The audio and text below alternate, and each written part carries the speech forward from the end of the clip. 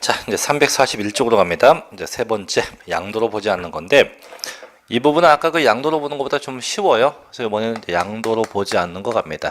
양도에 속하지 않는 건데 자, 이제 1번 보니까 이제 환지입니다. 그래서 첫째는 이제 환지와 보류지인데요. 보죠. 환지 또 보류지인데 일단 결론부터 얘기하면 둘 다는 양도가 아니죠. 일단 뭐 환지가 뭔지 알 텐데 다만 조심할 게 환지예요. 자, 환지는 보통 환지가 되면 지목이 바뀌고 지번이 바뀌기 때문에 양도에 해당하지 않습니다. 하지만 이 환지가 양도가 될 때가 있어요. 그 두 가지인데 첫째는 환지 받으면서 청산금, 이 청산금을 수령하게 되면 이때 양도가 돼요. 즉 청산금을 받는다는 얘기는 일종의 보상을 받기 때문에 그래서 이때 양도가 되고 두 번째는 이제 환지 사업이 끝난 다음에 그 사업 종료 후에 사업이 종료가 된 후에 사업 종료 후에 처분했다. 이때도 양도가 돼요. 그래서 사업 종료 후에 처분하면 이때도 양도에 속하게 돼요. 그래서 환지, 보류지 이렇게 하면 되고요. 자, 넘겨볼게요. 두 번째로 갑니다. 자, 342조 맨 두 번째인데 요거 조심해야 돼요. 자, 토지의 효율적 이용을 위한 지적 경계선 변경을 위한 교환인데 자, 아까 분명히 이제 요 전 시간에 분명히 교환은 양도에 해당됐어요. 근데 이게 요번에는 교환인데 조심할 게 그냥 교환이 아니고 명칭이 붙죠. 지적 경계선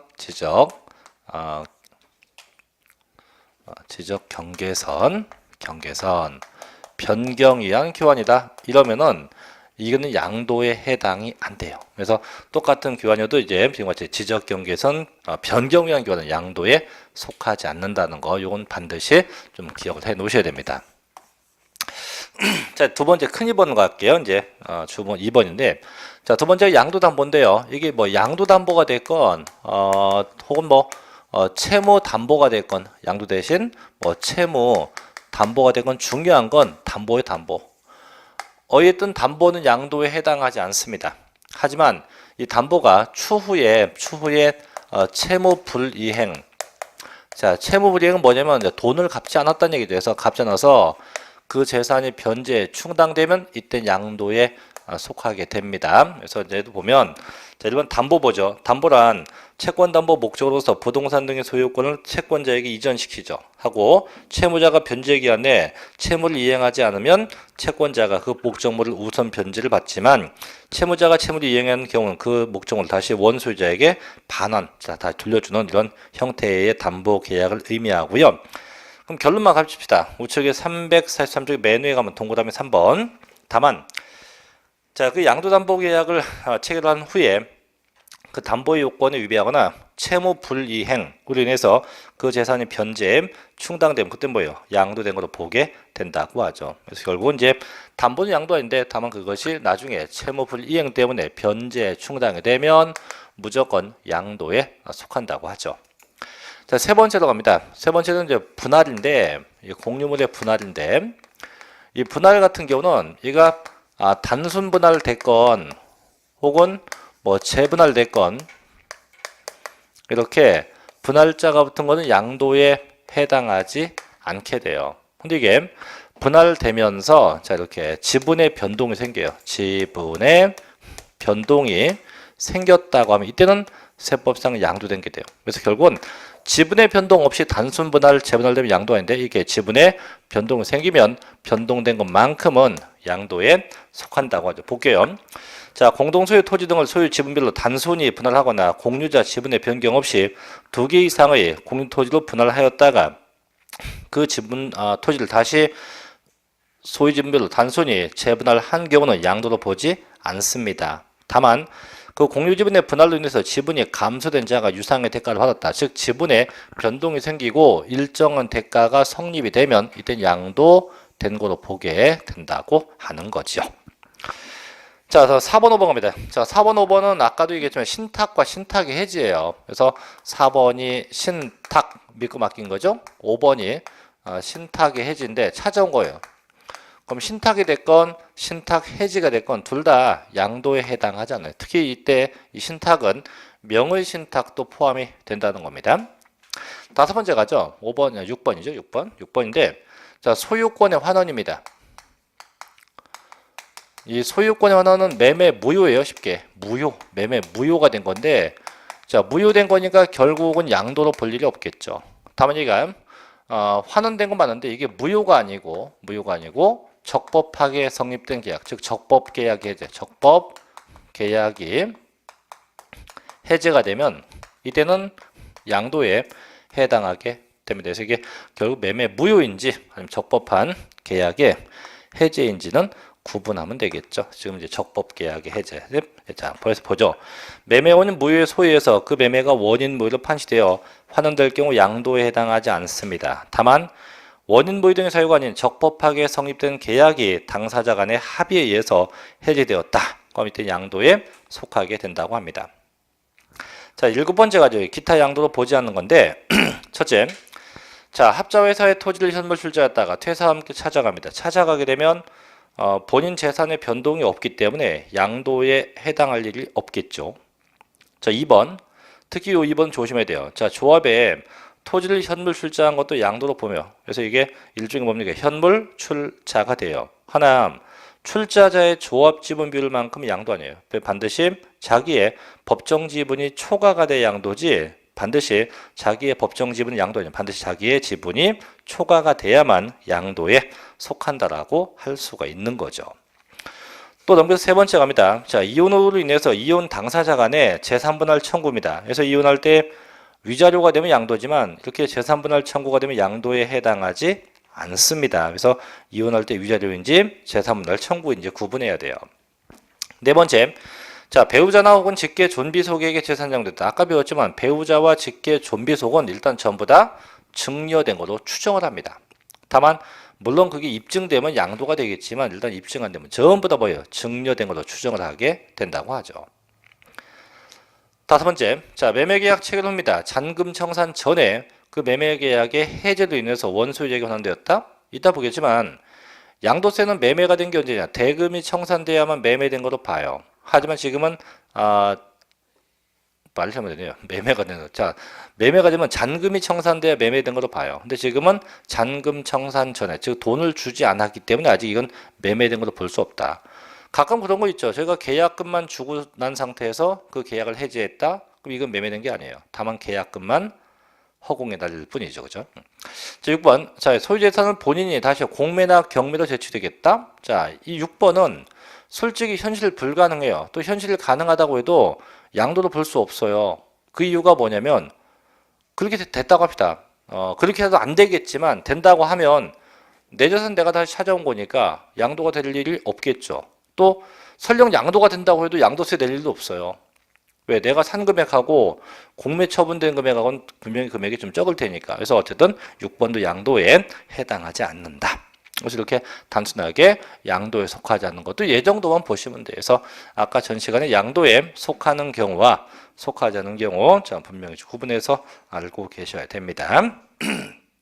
자, 넘어가 볼게요. 346쪽에 4번째 갑니다.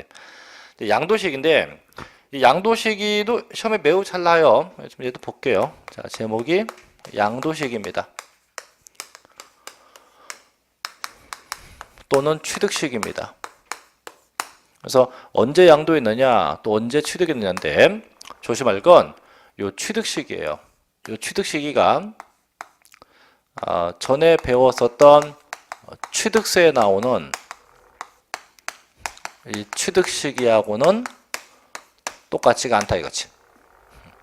그러니까 안 똑같은 이유가 뭐냐면 자, 얘부터 할게. 지난번에 취득세 같은 경우는 취득 시기가 중요했던 건 얘 때문이에요. 뭐냐면 이제 부동산이 취득이 돼요.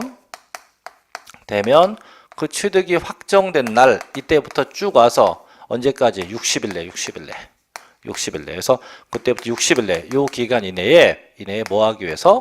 신고 납부하게 하려고 요 취득 시기가 중시 여겨졌던 거예요. 그래서 취득일로부터 60일 내 신고 납부를 하자. 이게 이제 주된 목적인데, 근데 양도세는 자, 왜 그럼 얘는 그럼 양도식이 뭐 있으면 되지? 왜? 막말로 양도했어? 그럼 양도했으면 얘도 신고 납부하면 돼요. 언제까지? 양도일에 속하는 그 달의 말일부터 언제까지? 2개월 내 신고하면 되거든요. 근데 얘는 신고도 중요하지만 계산 먼저 해야 돼. 계산. 그래서 내가 취득해서 양도할 거네요. 그럼 너 얼마에 샀니? 얼마에 팔았니? 이게 나와야만 양도세 계산이 이루어져요. 또 양도세는 잘 생각할 게 이거예요. 사서 팝니다. 팔 때 이 기간인데 이 기간이 보유 기간인데 자 상식적으로 보유 기간이 길면 길수록 그 이익은 커진다, 이익이 작아진다. 작아져요. 내가 2만 원 땅을 강남에 1995년도에 샀어요. 이번에 2017년도에 강남의 땅을 팔아요. 이익이 커져요, 작아져요? 커지겠죠. 그럼 내가 작년도에 샀을 거하고 이익이 달라요. 그래서 엄청나게 이익이 커져요. 그럼 이익에 대해서 야, 너 세금 내야 돼. 자, 이익 부과하는 것도 맞는데 이렇게 되면 어떤 일이 발생하면 세금 부담이 너무 커진다는 얘기예요. 그래서 국가가 야, 그러면 너는 이렇게 장기간 보유한 놈은 뭐 투기적 목적도 없으니까 뭐 세법상 좀 혜택을 줄게. 그래서 이 보유 기간을 따져서 정부는 각종 공제를 해주기도 하고 안 해주기도 하고 세율도 차등 적용을 하기도 하고 안 하기도 하고 또 다음 주에 보겠지만 비과세가 되기도 하고 안 되기도 하고 또 면제가 되기도 하고 안 되기도 하고 이런 여러 가지 제약 조건을 적용하기 위해서 보유 기간을 필수로 따지게 돼요. 결국은 양도세는 신고도 중요하지만 뭐 보유 기간 따져서 이런 게 되느냐 안 되느냐를 구분하기 위해서 양도 시기와 취득 시기를 같이 두고 있다. 이렇게 보시면 됩니다. 그럼 내용 뭐 되게 쉬워요. 1번부터 갈게요. 첫째, 자 매매 등 일반 측 경우인데 원칙은 언제예요? 대금 청산일을 해서 매매 대금이 완납된 날로 합니다. 다만 지난번에 그 취득세 같은 경우는 이제 차이가 뭐냐면 취득세는 개인 간 매매가 되면 계약상 잔금 지급일로 하고 이게 입증된 거 국가 수입 공매 판결문 법인정보는 이제 사실상 잔금 지급일로 해요. 근데 양도세는 상대방이 누구이든 안 따집니다. 항상 언제? 대금 청산일로 합니다. 다 예외가요. 얘는 언제입니까? 등기 등록 접수일로 해요. 조심할 건 등기 등록일로 한다가 아니에요. 등기 등록 접수일로 합니다. 또 주식은 등기를 하지 않으니까 주식은 뭐로 한다? 명의 개소일로 한다고요. 주식은 명의 개소일로 한다고 해요. 그럼 언제 그때냐? 1번. 자, 대금 청산 날이 분명하지 않답니다. 즉 대금이 다 청산된 건 맞는데 이게 언제인지 명확하지 않다면 이제 등기 등록 접수일 혹은 이제 명의 개소일로 하게 되고요. 또 두 번째는 대금 청산하기 전에 이미 등기가 넘어갔대요. 이건 뭐 취득세가 똑같죠. 원칙보다 등기가 앞서간 경우도 언제? 등기 등록 접수일로 합니다. 그래서 원칙은 대금 청산일인데 다만 그것이 명확하지 않거나 선등기되어 있다고 하면 언제입니까? 등기 등록 접수일로 하게 됩니다. 자, 두 번째 갈게요. 자, 두 번째 장기할부인데 이 장기할부는 결론부터 얘기하면 이제 소유권 이전 등기 접수일과 인도일과 뭐 사용 수익일 중에서 가장 빠른 건데 그래서 그냥 장기할부는 기억 안 나면 그냥 세 글자 생각해요. 뭐 한 날 빠른 날만 생각하면 돼요. 굳이 하면 앞에다 집어넣으면 돼요. 뭐 중에서 소인사. 이 소인사가 뭐예요? 소유권 이전 등기 접수 1과 인도 1과 사용 수익일 요 중에서 가장 빠른 날인데 그 기억 안 나면 그냥 뭐 날? 그냥 빠른 날만 기억해도 됩니다. 빠른 날. 자, 두 번째 우측에 2번. 자, 자기가 건설한 건축물이다. 원칙만 보면 돼요. 끝에 있죠? 사용 승인서 교부일로 합니다. 절대 사용 검사 필증 아니에요. 사용 승인서 교부일로 합니다. 세 번째. 자, 상속 과정이요. 상속은 취득세가 똑같아요. 이제 상속 개시일이에요. 근데 증여가 취득세하고 달라요. 증여가 취득세는 언제예요? 증여 계약일로 합니다. 근데 양도세는 언제예요? 증여 받은 날로 해요. 똑같지 않아요. 그래서 취득세가 증여 계약일, 양도세 증여 받은 날로 하게 됩니다. 네 번째, 자 시효 취득 부동산이네. 그럼 얘도 좀 봐야 돼요. 이제 차이가 있으니까. 저희가 시효 취득은 이제 등기부상 시효 취득이 있고 이제 점유에 의한 기는데 저희 세법은 전부 다 점유에 의한 취득만 배워요. 그래서 어떤 부동산이 있다고 한다면 이 부동산을 제일 먼저 뭡니까? 점유하죠. 하고 휘익하니 와서 몇 년 지나갑니까? 20년이 지나가요. 그때 취득세 입장은 20년이 지나간 날. 취득세 입장은 이렇게 20년이 지나간 날을 취득일로 봅니다. 이거 뭐라 불러요? 시효 완성일이라고 하죠. 근데 양도세는요, 이 점유한 날로요. 그래서 양도세 입장은 점유한 날. 이거 뭐랍니까? 점유 개시일이라 하죠. 점유 개시일로 해서 점유한 날을 취득일로 봐요. 똑같은 시효 취득에도 이게 취득세하고 양도세하고 차이가 발생합니다. 보전. 자, 20년간 소유주로 평온 공연하기에 부동산을 점유한 후 등기함으로 인해서 소유권 취득하면 이제 점유 개시일로 합니다. 절대 등기한 날 아니에요. 민법이 등기 접수일지 세법은 양도세 언제 점유한 날, 취득세 언제 시효 완성일로 하게 됩니다. 자, 5번 가요. 이제 수용인데, 자, 수용도 마찬가지예요. 장기하고 수용이 이제 공통점이 이거예요. 장기 할부도 마찬가지고, 지금은 수용도 마찬가지인데, 얘도 빠른 날. 빠른 날. 똑같아요. 단위는 빠른 날인데 언제냐? 그게 대수소 중에서 가장 빠른 겁니다. 대수소. 언제? 대금 청산 일, 수용 개시 일, 소유권 이전 등기 접수에서 일명 대수소 중에서 가장 빠른 날로 합니다. 그래서 저희가 보통 장기가 뭐 장기 둔다고 하는데 장기는 어떻게 빨리 둬야 돼요. 그다음에 수용도 어떻게 빨리 해야 돼. 안 죽으려면. 그래서 그 장기와 수용은 무조건 뭐 한 날 기억 안 나면 빠른 날만 생각해요. 빠른 날. 몇 개 중에서? 셋 중에서. 몇 개 중에서? 셋 중에서. 그래서 이렇게 셋 중에서 가장 빠른 날로 할 수가 있습니다. 자, 6번으로 가죠. 자, 완성이나 확정되지 않은 건데 얘도 시험 잘 납니다. 아까 분명히 매매가 되면 원칙이 언제? 원칙이 대금 청산일이 매매 시점이 돼요. 대금일이 매매 시점이 돼요. 근데 대금일에 어떤 목적물이 존재가 돼야지 이게 매매된 걸로 봐요. 근데 대금은 다 청산되는데 이 목적물이 아직 존재하지 않고 있다? 이러면 이건 매매가 된 게 아니에요. 이건 아직 매매된 게 아니에요. 그래서 원칙은 대금이 청산돼 매매인데 그때까지 목적물이 없다면 언제? 세법상은 이 목적물이 훗날 완성되거나 훗날 확정된 날을 매매 시점으로 봐요. 그래서 완성되거나 확정된 날을 매매 시점으로 본다는 거죠. 그래서 원칙이 대금 청산일인데 그때까지 목적물이 완성한다면 언제? 그게 완성되거나 확정된 날로 합니다. 볼게요. 자, 완성이란 확정되지 아니한 자산을 양도 혹은 취득한 경우로서 해당 자산의 대금을 청산한 날까지 목적물이 완성되거나 확정되지 않으면 언제? 그 목적물이 완성되거나 확정된 날로 하게 된다는 거죠.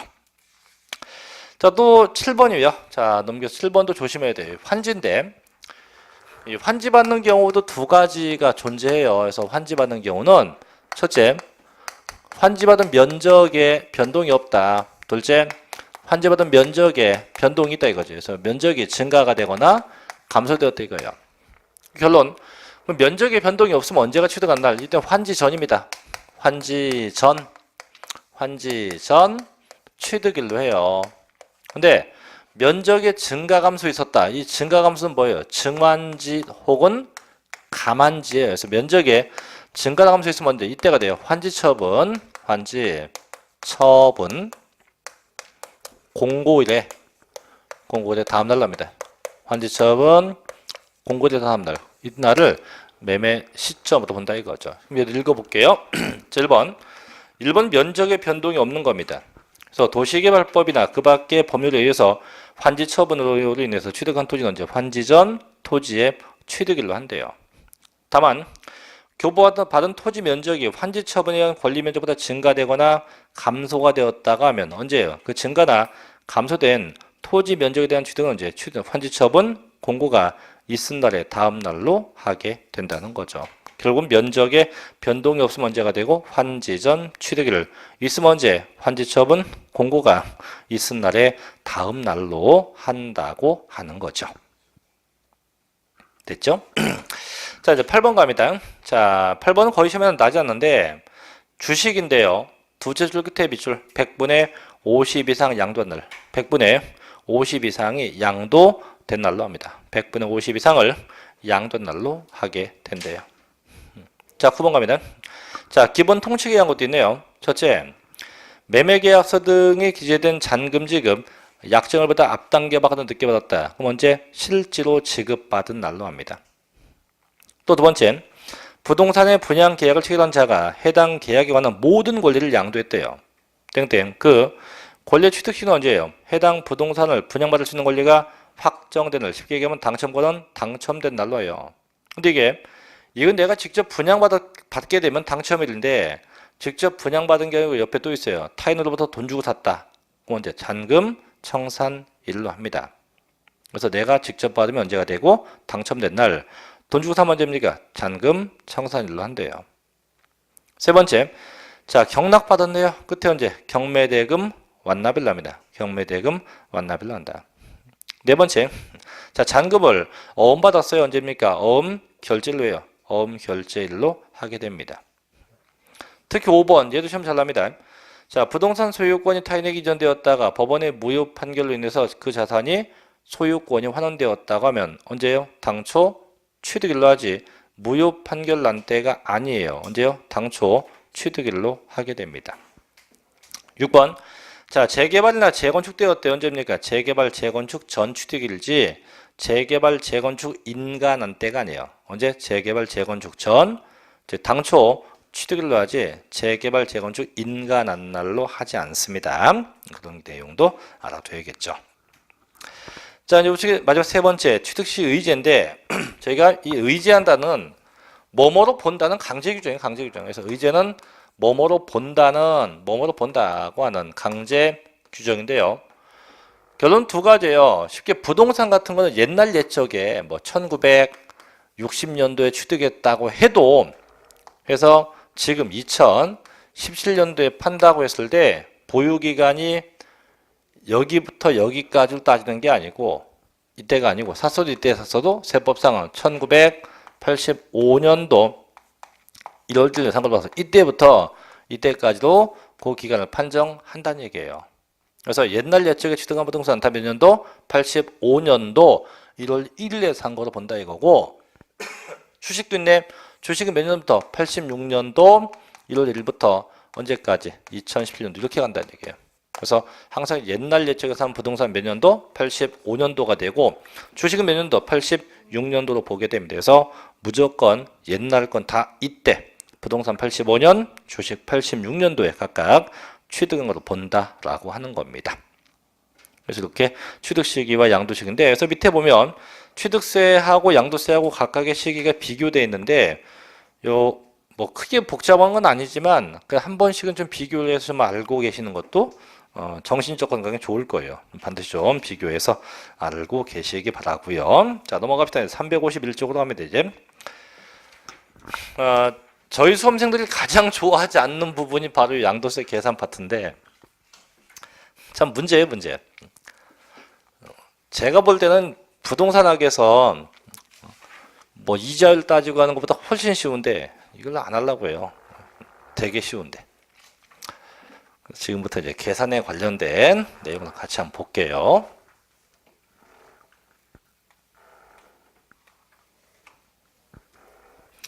오늘도 참 시험이 한 130일쯤 남은 것 같아요. 130일인가?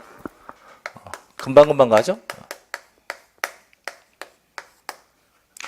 이번 달 지나고 나면 120일 남아요. 근데 이번 달도 다음 주면 끝납니다. 다음 주가 끝나면 문제풀이반 하죠. 그래서 제가 어제 저희가 쓸 문제집을 최종 원고를 넘겼어요. 밤을 꼬박 새갖고. 그 문제집을 원래 옛날 거 쓰려고 했는데 처음부터 다시 다 만들다 보니까 저희 담당자는 계속 어제도 문자 갖고 언제 줘요? 그저께 또 와서 언제 줘요? 그래서 그저께 이제 월요일 수업 끝나고 밤을 새갖고 어제 보내는데 문제집도 보면 아마 되게 잘 돼 있을 거예요. 아마 지겨울 거예요. 문제집을 풀다 보면 나중에 풀다 보면은 지겨워. 왜 지겹다고 얘기하면 방금 양도식이 했잖아요. 그죠? 양도식이 문제면 한 10문제 넘어요. 쫙 해서 양도식에 대한 게. 그 섹터별로 하나의 섹터별로 문제가 뭐 작은 것도 있지만 보통 10문제 이상이에요. 그럼 양도식이만 봐도 이제 지겹게 다 풀어. 다 어떤 경우도 다. 이렇게 이제 문제를 편집해 놨으니까 다음 달에 할 때 좀 보면 알죠. 이제 계산 가볼게요. 자, 계산 공식인데 공식부터 보면 공식은 양도가액이에요. 그래서 빼기 자, 취득가액을 뺍니다. 또 빼기 기타 필요 경비를 빼죠. 빼내면 양도 차익이 나오고 또 빼기 장기 보유 특별공제입니다. 요걸 빼내면 양도 소득 금액이 나오고 또 빼기 양도소득 기본공제입니다. 요걸 빼내면 과세표준 그다음 곱하기 세율 하면 산출 세액이 나옵니다. 이렇게 해서 계산 공식이 성립이 되죠. 그럼 이때 양도가액이다. 양도가액이라는 얘기는 뭐 처분한 금액이에요. 자, 처분 금액이다. 처분 금액이 될 것이요. 자, 취득가액은 당연히 구입 금액이죠. 구입한 구입 금액이 됩니다. 다음에 이 구입 금액에는 취득할 때 발생한 부대 비용이 포함돼요. 부대 비용이 포함해서 취득가액이 되고, 그 다음에 기타 필요 경비는 자 비용은요. 이 비용은 취득할 때도 비용이 있지만 위에 같이 양도할 때도 비용이 있어요. 그래서 양도할 때 비용, 그게 무슨 비? 양도비인데 양도비가 포함돼요. 그래서 양도비는 윤리갑니다. 윤리. 또 부동산을 사서 팔 때까지 이제 장기간 보유하면 이 건물 같은 경우는 낡아서 이제 수선할 거예요. 건물 고치기도 하고 뭐 중축도 할 건데 그런 비용들도 인정해요. 그래서 이게 뭐라 하냐? 그걸 보고 제가 자본적 지출이랍니다. 자본적 지출을 해서 이런 거 빼야 돼요. 그래서 자본적 지출이라는 것까지 빼면 양도 차익이 계산되게 돼요. 자, 일단 빼기 이제 장기보유공제인데 그럼 얘는 뭐냐? 얘는 이제 물가 상승분에 따른 공제죠. 그래서 인플레이션, 그래서 물가 상승분만큼 빼주자. 이게 장기보유 공제고. 그 다음에 기본공제는 무조건 얼마? 연 250만 원이에요. 무조건 연 250만 원이 공제되죠. 이게 양도소득기본공제고, 세율 이건 뭐 나중에 보게 되면 두 가지 차등 세율도 있고 뭐도 있고요. 누진 세율도 있고 두 가지를 다 존재합니다. 그렇게 해서 계산 공식이 쭉 성립되는데, 자, 지금부터 이제 영업 비밀을 얘기할게요. 저만이 갖고 있는 영업 비밀인데 어디서도 한 번도 얘기한 적 없는 건데요. 일단 그 계산 공식이 있으면 저희는 어쨌든 이 양도 차이까지 구하는 것만 집중적으로 신경 쓰면 돼요. 즉 문제 패턴이 두 개예요. 각각의 내용을 묻는 문제도 나지만 계산형 문제가 나기도 하거든요. 근데 내용 묻는 건 솔직히 어쩔 수 없이 다 봐야 돼요. 근데 계산 문제가 튀어나오면 무조건 계산 문제는 양도 차이까지 구하는 것만 생각하시면 돼요. 그럼 계산 문제가 양도 차익 구하는 문제도 있고요. 양도 소득 금액까지 구하는 게 있고 과세 표준까지 구하는 문제가 있어요. 이렇게 세 가지 패턴이 있는데 제가 얘기했죠. 어디까지 구하라고? 양도 차익까지. 그래서 왜냐면 양도 차익까지 구하는 거는 밑에 건 신경 쓸 거 없죠. 그죠? 근데 양도 소득 금액까지 구하려면 분명히 장기 보유 공제를 해야 될 거 아니에요. 그죠? 이거 안 하게 납니다. 안 하게. 즉 문제는 양도 소득 금액까지 구하시라고 했지만 실상 문제를 보면 이게 적용 대상이 안 되게 시험에 나요. 그럼 결국은 양도 차익하고 소득 금액이 같게 된다. 같게. 그 얘만 구하면 얘가 해결해요. 됐죠? 그거 아니면 어떻게 해요? 아니면 저 죽이세요. 왜냐면 문제에서 얘도 구하고 얘도 구해서 빼서 이렇게 하면 시간이 너무 많이 걸리니까 출제자는 그냥 얘를 구하라고 해놓고 이건 적용하지 않게. 또 이제 그런데도 불구하고 바보같이 또 이를 악착같이 계산하는 분이 있어요. 근데 그것도 계산된 문제가 또 답이 있거든. 속지 마세요. 그다음 마지막에 과세 표준까지 구하라. 문제 났다 이거야. 그럼 얘는 더 쉬워요. 제일 좋은 건 풀면 되는데 못 풀겠다. 그럼 끝에가 50만 원으로 끝나는 거 찾으면 돼요. 무조건. 과세 표준까지 구하시면 뒤에가 얼마로 끝나요? 50만 원으로 끝나는 거 찾으면 됩니다. 이게. 그래서 계산 문제는 맞추라고 준 거지 이건 틀리라고 준 게 아니니까 그것만 좀 생각을 하시면 큰 문제 없이 아마 문제를 정리할 수 있을 것이다 라고 생각이 됩니다. 자, 이렇게 뭐 하나씩 볼게요. 이제 그럼 일단은 어쨌든 중요한 건 양도 차이까지예요. 그래서 이 양도 차이까지 구하는 게 중요한데 요거 이따 지우시면 안 됩니다. 자, 보죠. 일단 양도 차이까지 구하는 방법을 먼저 볼게요. 양도 차이인데 이 양도 차이까지 구하는 게 요게 좀 복잡하긴 합니다. 자, 보면 일단 원칙이 있는데 양도 차이 구하는 원칙이 있고 항상 예외가 있어요. 원칙은 항상 실가입니다. 실지 거래가. 실지 거래가입니다. 실지 매매된 금액, 실지 매매된 금액을 갖고 양도세 계산이 되는 게 대원칙이에요. 항상 실지 거래가 원칙입니다. 다만 실지 거래가가 이게 불분명하다. 이게 뭐냐면 실지 매매한 금액을 알 수 없대요. 그럼 그때 뭐냐? 세법상 추계래, 추계. 이 추계가 뭐냐면 추측하여 계산한다예요. 어떻게요? 추측해서 계산한다. 이게 추계입니다. 추계. 그래서 원칙은 실가 원칙인데 예외는 추계한다. 그럼 추계가 무조건 추계가 아니고 추계하는 법정 순서가 있는데 이 순서가 뒤바뀌면 안 돼요. 순서가 절대 뒤바뀌면 안 돼요. 그럼 첫째는 뭐냐? 첫째는 이런 거예요. 첫째는 매매 사례가액이에요. 그럼 이 매매 사례가액이 대체 뭐냐 이건데 요거는 이거예요. 봐봐요. 자, 이게 내 땅이에요. 내 땅 10-1번지 땅인데 이걸 매매했으면 뭐 가령 뭐 내가 샀다. 과거 취득이 1억이고 판 게 10억 원이다 했어요. 그럼 이렇게 실제 발생된 금액 갖고 계산하는 게 원칙이에요. 근데 취득 금액이 도저히 기억이 안 난다. 안 나오면 뭐 하라고요? 취득 금액을 추계하면 돼요. 그럼 추계가 첫째가 뭐였어요? 매매사례가액인데 그럼 얘가 뭐냐? 이거는 내 땅 말고 내 주위의 땅들 뭐 10-2번지 뭐 10-3번지 이런 땅이 쭉 있을 거 아니에요. 그죠? 그러면 내가 샀을 때 당시 그때쯤 내가 살 때쯤에 내 땅 말고 주위에서 주변에서 남들이 매매한 땅이 있냐를 찾아보는 거죠. 봤더니 내가 살 때쯤에 10-3번지 땅이 매매가 된 걸 내가 알아냈어요. 그럼 어차피 한 동네니까 특별한 케이스 아니면 얘가 평당 금액이 거의 유사할 거예요. 그래서 내가 그러면 내 건 모르니까 그럼 네 땅값하고 네 땅값의 평당 금액을 나의 취득 금액으로 할게. 그 얘기예요. 그게 매매 사례가. 그래서 남들이 매매한 사례가 있으면 그 금액 갖고 한다 이 얘기예요. 근데 요게 이제 금방 파악하기가 쉽지 않아요. 왜냐면 이제 찾아가서 얘한테 너 얼마에 매매했냐 했을 때 얘가 기분 좋게 얼마다라고 알려주면 좋은데 당신 뭐요? 얘기 못해. 이렇게 할 수 있어요. 그럼 얘가 불분명합니다. 그래서 여기 안 나오면 이 소리는 뭐냐? 감정가예요, 감정가. 그래서 감정가액의 평가예요. 감정가액이에요, 감정가액. 자, 네, 3순위. 감정가액도 안 나온다. 왜? 내 땅이 10-1번지 맞게 많은데 이 땅에 절벽 있는 땅이에요, 절벽 있는 땅. 그럼 감정평가서 평가하겠습니까? 안 하지. 그래서 감정할 수 없다 하면 마지막 3순위는, 세 번째 3순위는 환산 취득가액이에요.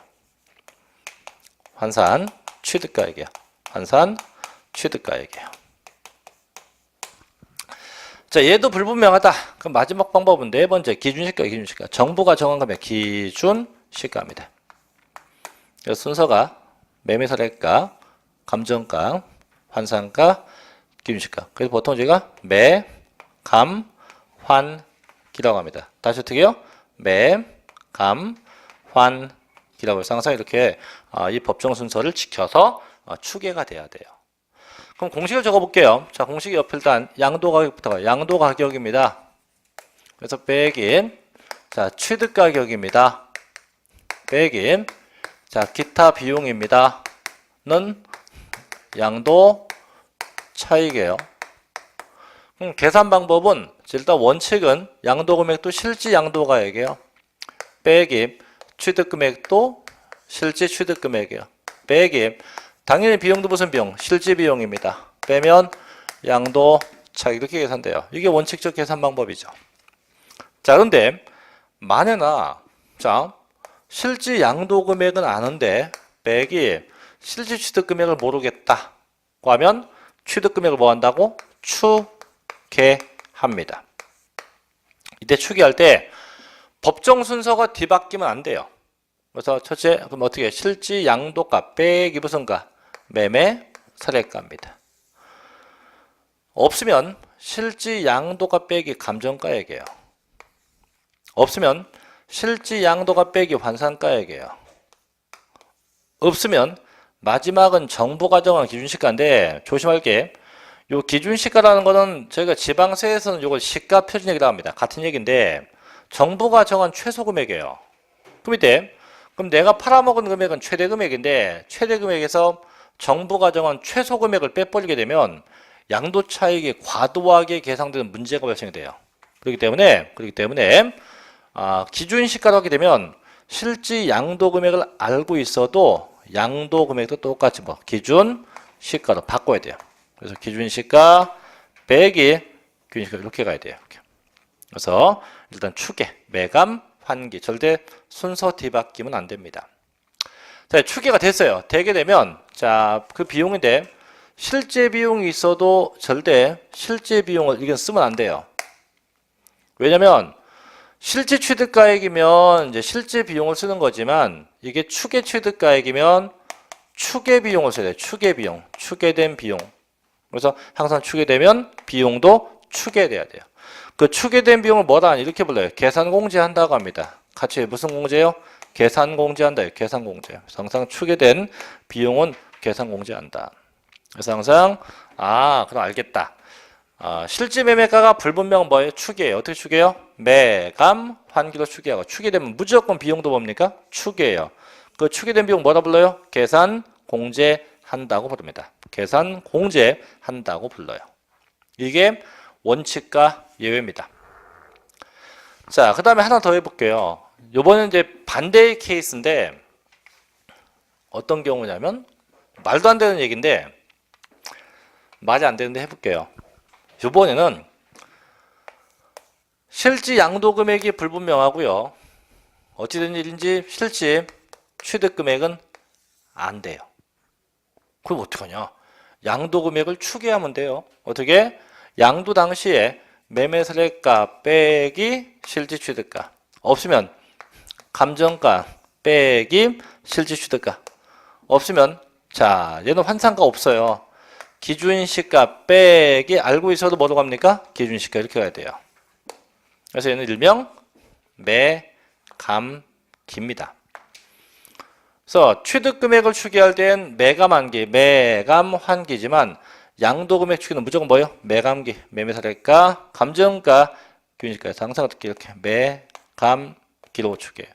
그래서 저희 시험에 재작년도가 6개만 났어요.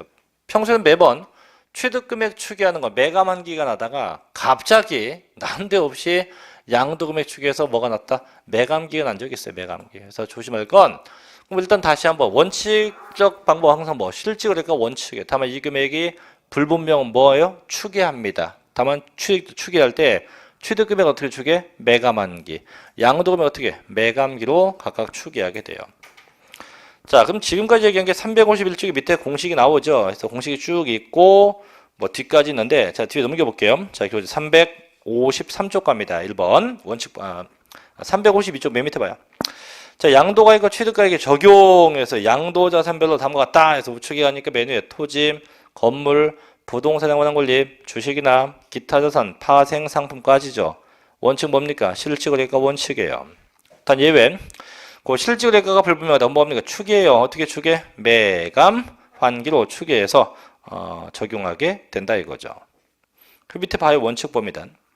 자, 양도 차익을 계산할 때 양도가액을 실질거래가액 없으면 매매사례가나 감정가액이에요. 따르면 취득가액도 실질거래가액 없으면 매매사례가액이나 감정가액이나 환산가액이 따르고 양도가액을 기준시가에 하면 뭐또 취득가액도 똑같이 뭡니까? 기준시가에 따른다. 같은 얘기예요. 그죠? 같은 얘기입니다. 그래서 항상 원칙이 무슨가? 실거래가. 예외 뭡니까? 추계. 그럼 맨 밑에 2번 가요. 2번. 예외인데 똑같아 얘도. 자, 추계인데 추계조사 결정인데 이건 뭐냐? 그럼 동그라미 1번에 있는 원칙은 내가 직접 신고하는 경우고요. 그럼 내가 신고할 때도 원칙은 어떻게? 실거래가 신고. 그게 모르면 추계해서 신고하면 돼요. 근데 2번에 예외 추계 조사돼 있죠. 이건 뭐냐면 내가 무신고한 겁니다. 혹은 허위 신고한 거예요. 그럼 무신고나 허위 신고되면 세무서가 나한테 세금을 추징하겠죠? 그럼 세무서도 내가 실제 매매한 금액을 알면 실제 매매해야 되는 금액 갖고 세금을 추징을 해요. 근데 세무서 또한도 내가 실제 매매한 금액을 모르면 세무서도 똑같이 어떻게 추계, 매감, 환기로 추계해서 세금을 추징합니다. 그럼 결국은 내가 직접 신고를 하건 무신고나 허위 신고돼서 세금을 추징당하건 방법은 같다는 얘기죠. 항상 원칙이 무슨가? 실가. 얘 어떻게? 추계한다. 그 내용들이니까 뭐 보시고. 자, 중요한 건 넘어갑니다, 이제. 자, 354쪽 맨 2번. 자, 원칙인데, 이제 실지거래가액에 의해서, 경우에 양도 차익 계산인데, 그래서 양도가액이 뭐고, 취득가액이 뭐고 있는데, 그래서 좀 쉬었다가, 실지 매매가로 하는 실지 양도금액, 실지 취득금액, 요 내용 가지고 같이 할게요. 그래서 이건 지우지 마시고요. 좀 쉬었다가, 그 양도가액부터 이어서 하겠습니다. 잠시 쉬었다 합시다.